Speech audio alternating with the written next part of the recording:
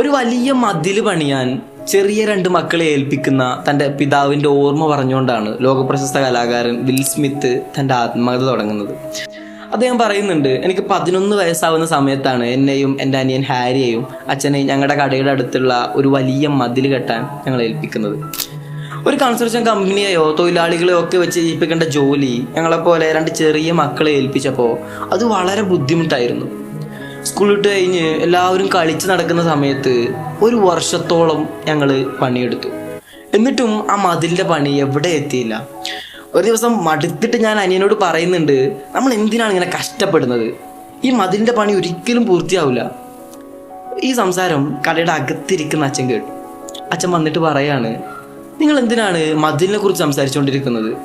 നിങ്ങൾ മതിലുണ്ടാക്കണ്ട, അതിന് നിങ്ങളോട് ആരും പറഞ്ഞിട്ടുമില്ല. നിങ്ങൾ കല്ലുകൾ വെച്ചാൽ മാത്രം മതി. അദ്ദേഹം പറയുന്നു,